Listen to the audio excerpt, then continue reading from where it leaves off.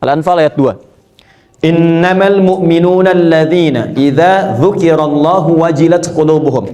Ciri orang yang imannya sampai ke hati itu, cara ngeceknya kata Allah, kalau diperdengarkan disebutkan nama Allah, ada konfirmasi di hatinya, ada getaran. Nah, biasanya, maaf, dalam sehari Allah memerintahkan disebutkan namanya 5 kali dalam sehari setiap pergantian waktu. Subuh, ke siang zuhur, ke sore asar, ke maghrib, ke isya. Diperintahkan, diperdengarkan pada semua manusia yang masih punya telinga. Telinga dalam bahasa Arab disebut udhun, jamaknya disebut adzan. Karena itu lafaz pertama saat adzan dikumandangkan kalimatnya apa? Allah. Allahu Akbar, Allahu Akbar. Pernah nggak merasakan begini? Allahu Akbar, Allahu Akbar. Begitu mendengar kalimat itu ada getaran di hati kita, sudah ada. Nah, itu konfirmasi iman sudah sampai ke hati. Dan itu nggak mungkin bisa dirasakan kecuali oleh orang yang sudah punya iman. Kalau nggak ada imannya nggak akan punya getaran yang sama, begitu nggak ada. Kan beda kan? Ada getaran cinta, getaran iman, getaran kalau ada polisi depan kita melanggar lalu lintas itu kan? Getarannya lain. Allahu Akbar, Allahu Akbar. Kencang banget, suara apaan sih ini? Beda. Nah, iman standar, lagi-lagi standar nih. Iman standar itu konfirmasinya begitu diucapkan langsung ada getaran. Itu standar iman. Allahu Akbar, Allahu Akbar. Subuh misalnya jam 4:06. 4:06. Allahu Akbar, Allahu Akbar. Ada getaran, cepat bangun, sudah adzan. Nah, itu menunjukkan imannya standar.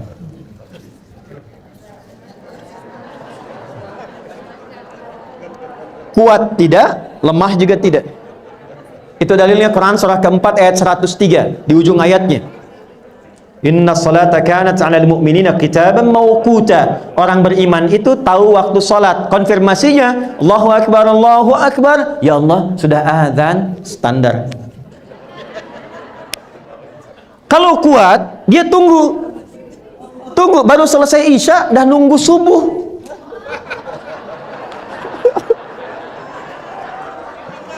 Bukan nggak tidur. Dia tahu waktu subuh 4:06, dia pengen bangun jam 3. Dia mau siap-siap sebelum dipanggil. Itu menandakan imannya sedang kuat, tinggi. Yang repot itu dipanggil jam 4:06, baru sadar jam 6:04.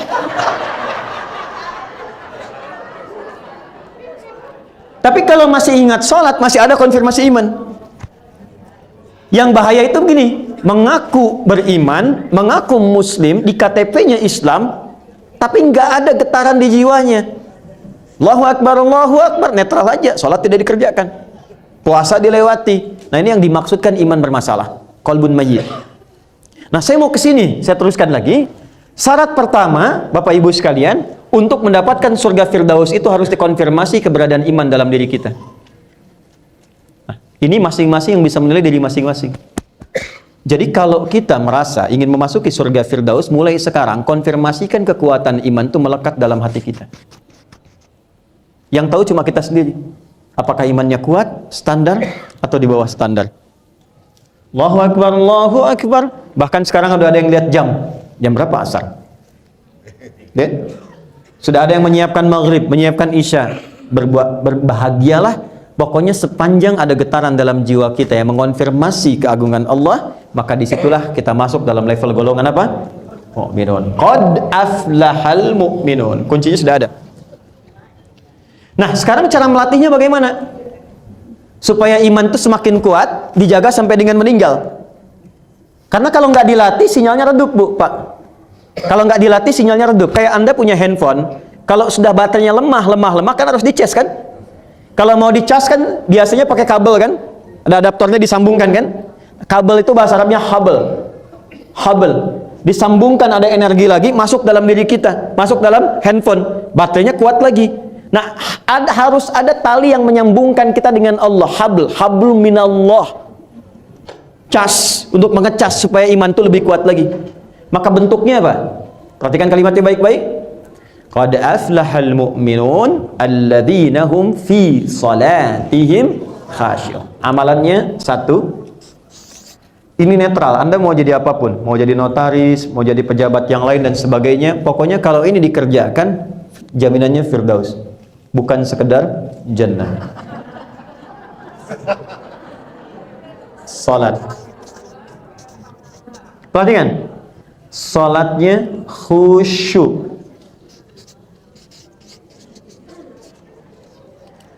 Anda mau masuk surga yang standar, jannah, yang penting salat. Mau tingkat khusyuknya berapa persen? Yang penting saya sholat.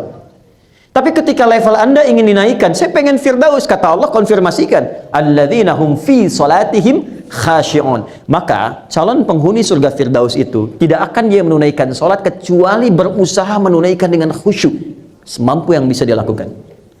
Itu beda rasanya. Nanti kita akan detilkan ini. Tenang, ya, ini baru poinnya saja. Kan sampai Isya kita. Ya. Betul ya? 2. Nanti kita belajar Pak, apa itu khusyuk kan belum dibahas. 2. Walladzina hum 'anil lagwi mu'ridun. Hati-hati, ini pasti akan melekat pada pekerjaan. Hati-hati ya. Walladzina hum, ciri kedua, 'anil lagwi mu'ridun, selalu menghindari, menjauhi segala yang tidak penting. Segala yang sia-sia. Menghindari yang tidak penting. Maaf, Bapak keluar dari sini, Ibu keluar, banyak hal yang bisa dipandang. Ada yang bermanfaat atau ada yang tidak bermanfaat. Ada yang penting, ada yang tidak penting. Calon penghuni Firdaus tidak akan melihat kecuali yang bermanfaat dan penting saja. Ketika yang dilihat tidak penting, dia palingkan. Itu detailnya ada di Quran, surah yang ke-24 ayat 30 untuk laki-laki, ayat 31 untuk perempuan. Quran surah An-Nur ayat 30 untuk laki-laki, ayat 31 untuk perempuan. Yang ini dalilnya Quran surah kedua ayat 45 sampai dengan 46, ditafsir di Quran surah ke-29 di ayat yang sama 45. Pelan-pelan. Saya turunkan yang ini dulu ya. Contoh. Dari mata. Pelan-pelan. Quran surah 24 ayat 30 untuk laki-laki. Kullil mu'minina, dikonfirmasi lagi imannya. Kan qad aflahal mu'minun, ditafsir di sini kullil mu'minina, Muhammad SAW viralkan. Saya sekarang lebih senang menerjemahkan dengan kata-kata viralkan dibanding katakan, ya, karena lebih luas sifatnya. Muhammad SAW viralkan. Kalau sudah viral, like, share, and subscribe, kan? Baik. Muhammad viralkan. Katakan pada semua yang merasa beriman, yaghuddu min absarihim, maka praktekan ghaddul basar. Apa itu ghaddul basar? Ghaddul basar itu bukan nggak boleh lihat, silahkan melihat. Tapi ketika yang dilihat itu berpotensi mendatangkan yang tidak bermanfaat, apalagi maksiat, maka palingkan. Awas, jangan salah ya. Saya berbicara misalnya dengan bapak, dengan ibu. Dalam Islam silahkan saling menatap, gak ada masalah. Tapi ketika yang ditatap itu berpotensi mendatangkan hal yang tidak bermanfaat, bahkan maksiat, palingkan. Anda silahkan cek WA, lihat gambar macam-macam YouTube. Ketika tatkala melihat itu ada hal yang tidak bermanfaat, palingkan. Definisi palingkan itu bisa hapus, bisa ganti, ya, bisa kita palingkan dengan nyata, ya. Jadi bukan nggak boleh lihat. Ini penting saya tegaskan karena saya dulu pernah 2002 di Jogja, ada seseorang yang memahami ayat ini nggak boleh lihat gitu. Jadi dia naik sepeda ke pinggir jalan raya, matanya nunduk begini tuh. Nah, sekira ini penting untuk ditekankan kembali ya. Kemudian wa kullil mu'minati, perempuan juga begitu. Yaghdudna min absarihinna. Jaga pandangannya. Dari mata turun ke lisan dulu, Bu. Ke lisan. Jangan langsung ke hati aja ya. Jangan langsung ke hati, turun ke lisan. Yang dipanggil imannya lagi. Enggak, saya mau detilkan tentang kalimat anil lagwi mu'ridun. Kan ada kan kata-kata yang tidak manfaat? Ya kan? Apa di antara contohnya? Lawan dari semua yang baik. Celaan itu nggak bermanfaat, hoax itu nggak bermanfaat, maaf ya, cacian nggak bermanfaat, berdebat yang tidak benar, debat kusir nggak bermanfaat. Maka turunlah Quran surah 49 di ayat yang ke-11 sampai 12 misalnya. Jadi kalau kita mau rinci sampai ke kaki kita bisa turunkan. Ini baru mulut, baru lisan. Ya ayyuhalladzina amanu, hai semua orang yang telah merasakan beriman, iman. La yasra qaumin qaum, jangan saling mencela. Ketika Anda menuliskan Notaris Muslim Indonesia, dan Anda katakan bersama menggapai Firdaus, bersama menggapai jannah, maka konsekuensinya sifat-sifat ahli jannah itu turunkan dalam perilaku kita. Jangan sampai di keluarga besar ini ada yang saling mengecilkan, saling ingin menjatuhkan, saling mengungkap aib dan sebagainya. Baik itu di lingkungan keluarga, kalau disebut besar termasuk keluarga besar yang tidak ikut ke sini. Ibu datang, suami di rumah, jangan sampai bikin pengajian ibu yang suami disebutkan. Betul, ini contoh yang contohnya nyata diungkap di Quran, surah keempat ayat 34. Karena di antara nama perempuan itu kalau banyakan disebut nisa. Kalau laki-laki namanya konsisten, Bu. Sendiri ataupun banyak, itu akar katanya satu. Satu. Kalau sendiri rajul, rajulun.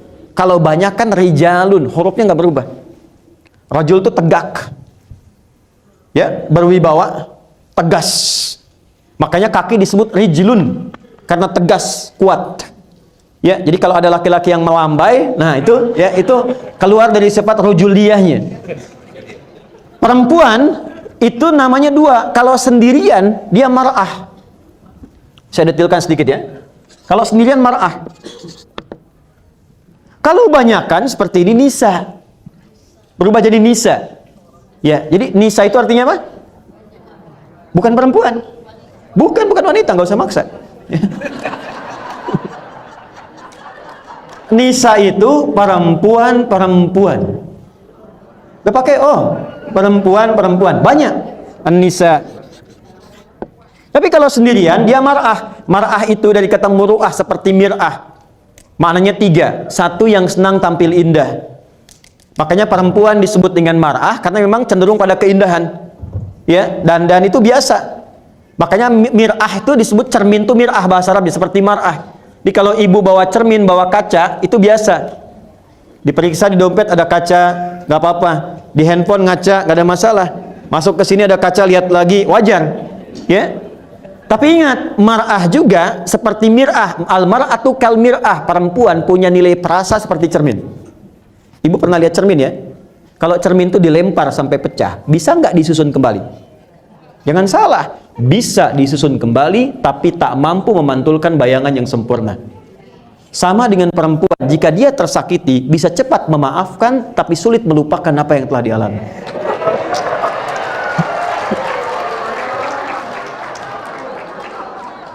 Nggak, ini saya serius, ini bahasa Quran. Jadi kalau Anda punya persoalan dengan istri sekarang, rekening listrik 20 tahun yang lalu, ikut lagi.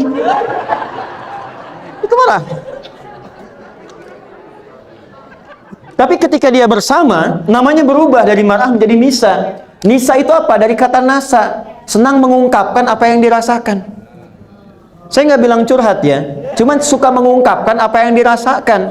Persoalannya kata Quran, ya Quran surah keempat ayat 34, fas-salihatu qanitatun hafidhatun lil ghaibi bima hafizallah. Kadang-kadang ketemu dengan temannya yang dicurhatkan hal yang tidak seharusnya keluar dari mata turun ke lisan. Ibu kumpul, teteh apa kabar? Baik, alhamdulillah. Gimana pekerjaan? Semua lancar. Keluarga? Alhamdulillah sehat. Suami bagaimana? Di situ masalahnya.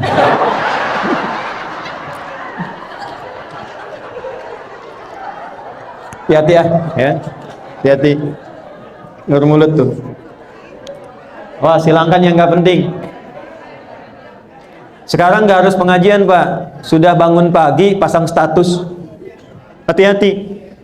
Ini ada bahasa Quran gini, wa idza ja'ahum amrum minal amni awil khaufi adza'u bih. Itu sudah ada ayatnya. Ciri orang sakit, ciri masyarakat sakit itu semua diupdate. Semua di-broadcast. Itu ciri orang sakit. Anda keluar dari sini, lihat langit mendung, dipoto ceklik. Sekitar Bintaro mendung. Itu sakit. Itu sakit. Calon penghuni Firdaus hanya mengupload yang bermanfaat saja. Ingat ya. Awas. Satu hari satu hadis. Satu hari satu ayat. Sehari tampilkan nih anak-anak kita, binaan kita yang penghafal Quran. Kita sudah sampai mana ya? Alhamdulillah kita sudah diberikan rezeki oleh Allah, sudah sampai Cianjur. Itu rumah-rumah yang saya kan di kanan bikin posko, Pak Bu. Kami dari hari pertama gempa Wahker sudah ada di sana. bikin posko, tenda-tenda disusun kayak jadi komplek kembali, dapur umum, sekarang kita mau bangunkan masjid, tapi satu hal yang menyentuh jiwa yang paling dalam, hancur rata rumah-rumah. Bukan itu. Yang paling dahsyat itu rumah yang tegak pun yang masih mewah, penghuninya tidak berani masuk ke dalamnya. Takut. Dia lebih memilih tinggal di terpal-terpal atau meninggalkan wilayah itu.